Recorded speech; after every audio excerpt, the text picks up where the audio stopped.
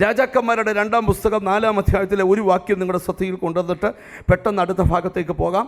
ദൈവത്തിന് സ്തോത്രം. രാജാക്കന്മാരുടെ 2-ാം പുസ്തകം 4-ാം അധ്യായത്തിൻ്റെ 7-ാമത്തെ വാക്യം നമുക്ക് വായിക്കാം. 7-ാമത്തെ വാക്യം. സ്തോത്രം. 4-ാം അധ്യായം 7-ാം വാക്യം. അവൾ ചെന്ന് ദൈവപുരുഷനോട് വസ്തുത അറിയിച്ചു. നീ പോയി എണ്ണ വിറ്റ് കടം വീട്ടി ശേഷിപ്പ് കൊണ്ട് നീയും മക്കളും ഉപജീവനം കഴിച്ചുകൊള്ളുക എന്ന് പറഞ്ഞു. ഇവിടെ ഒരു സ്ത്രീക്ക് അതിഭയങ്കര കടം കയറി. അതിഭയങ്കര കടമുള്ളവരൊക്കെ ഇന്ന് എന്നെ ശ്രദ്ധിച്ച് കേൾക്കണം. ഇത് എലീശ പ്രവാചകന്റെ ശുശ്രൂഷ കാലഘട്ടമാണ്. സ്തോത്രം. ഏലിയാവിൻ്റെ കാലത്തും ശൗമേൻ്റെ കാലം തൊട്ട് ഈ പ്രവാചക ശിഷ്യന്മാരുണ്ട്. 50 പേരും 100 പേരും കൂടുന്ന പ്രവാചക ഗ്രൂപ്പുകളുണ്ട്. അങ്ങനെ എലീശ പ്രവാചകൻ്റെ പ്രവാചക ഗ്രൂപ്പിൽപ്പെട്ട ഒരു പ്രവാചകൻ്റെ കുടുംബത്തിൻ്റെ അകത്തെ കാര്യം എഴുതിയേക്കുന്നു.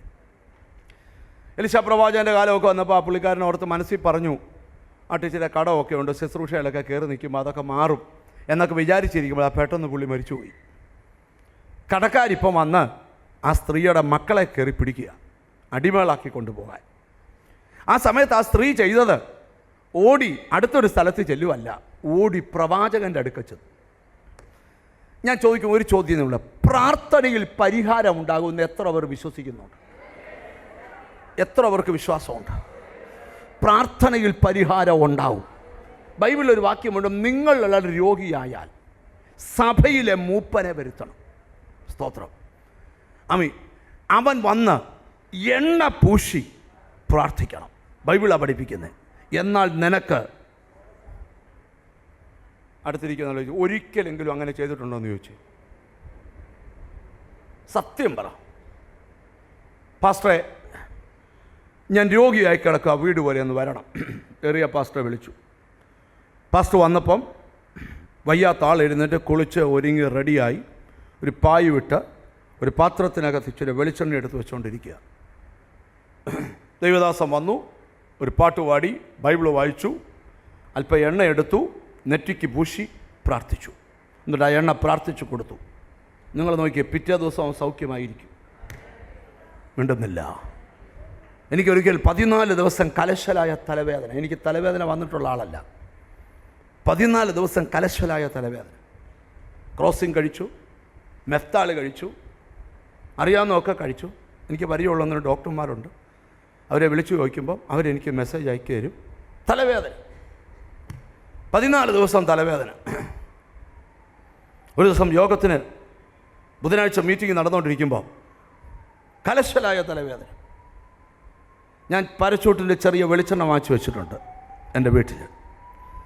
ഞാൻ അതിൽ ഒരു ചെറിയ ബോട്ടിൽ വെളിച്ചെണ്ണ കയ്യിലെടുത്തോണ്ട് താഴെ പോയി എടുത്തുകൊണ്ട് വന്നിട്ട് ആരാധന കഴിഞ്ഞപ്പോൾ പാസ്റ്റർ ജോഷിയോട് പറഞ്ഞു, പ്രയർ കഴിഞ്ഞ് എൻ്റെ ബെഡ്റൂമിൽ വരെ ഒന്ന് വരണം. എന്തിനാന്ന് ചോദിച്ചു. ഇച്ചിരി എണ്ണ എൻ്റെ നെറ്റിക്ക് പൂശി പ്രാർത്ഥിക്കാനാന്ന് പറഞ്ഞു. അദ്ദേഹം വന്ന് ഞാൻ മുട്ടുകുത്തിന്നു. അദ്ദേഹം വെളിച്ചെണ്ണ എടുത്ത് എൻ്റെ നെറ്റിക്ക് പൂശി പ്രാർത്ഥിച്ചു. അന്ന് വൈകിട്ട് തൊട്ട് ഇന്ന് വരെ പിന്നെ ഞാൻ തലവേദന അനുഭവിച്ചിട്ടുണ്ട്. ബൈബിള് പറയുന്നത് ചെയ്താൽ നിനക്കത് ഫലിക്കും. ഞാനിന്ന് മറ്റൊരു വിഷയമാണ് നിങ്ങളുടെ മുമ്പിൽ കൊണ്ടിരുന്നത്. നിങ്ങൾ ശ്രദ്ധിച്ച് കേൾക്കണം. നിങ്ങൾക്കെല്ലാം അറിയാവുന്നൊരു സംഭവത്തെയാണ് തൊടുന്നത്, പക്ഷേ അതിനകത്തൊരു ആത്മിക സന്ദേശമുണ്ട്. സ്തോത്രം. കടം കയറി തകയുമ്പം എങ്ങോട്ട് പോകണം നിങ്ങൾ ശ്രദ്ധിക്കണം. എപ്പോഴും ഇങ്ങോട്ട് ഓടി വരുമ്പോൾ ലോട്ടറി അടിക്കുന്ന പോലെ പാസ്റ്റ് കൈവച്ച ഉടനെ എൻ്റെ ബ്രദറെ അങ്ങോട്ട് ചെന്നൊരൊറ്റ പ്രാർത്ഥന കൂടി കട ഏതിലേ പോയെന്ന് അറിയുന്നില്ല. അങ്ങനെയൊന്നും നടക്കത്തില്ല. ഉള്ള കാര്യമാണ് ഞാൻ പറഞ്ഞു വരുന്നത്. ഇതൊക്കെ നമ്മുടെ ചിന്തയാണ്. അങ്ങനെയൊന്നും അല്ല. പക്ഷെ ദൈവത്തിന് അത് ചെയ്യാൻ കഴിയും. കർത്താവിൻ്റെ അടുക്കൽ ഒരു കാര്യം കർത്താവ് എന്നപ്പോൾ ചോദിച്ചൊരു കാര്യമുണ്ട്. ഇത് നിനക്ക് ചെയ്തു തരാൻ എനിക്ക് കഴിയുമെന്നും നിനക്ക് വിശ്വാസമുണ്ടോ? ഞാൻ ചോദിക്കുന്ന ചോദ്യം, നിങ്ങളുടെ ഈ പ്രശ്നം പരിഹരിച്ചു തരാൻ ദൈവത്തിന് കഴിയുമെന്ന് നിങ്ങൾക്ക് വിശ്വാസമുണ്ടോ? ഉണ്ടോ? എത്ര പേര് ആമീൻ പറയും? ഉണ്ടോ? ഉണ്ട് എങ്കിൽ നിന്റെ വിഷയത്തിൻ്റെ സൊല്യൂഷൻ ഉണ്ടാകാൻ പോവാ.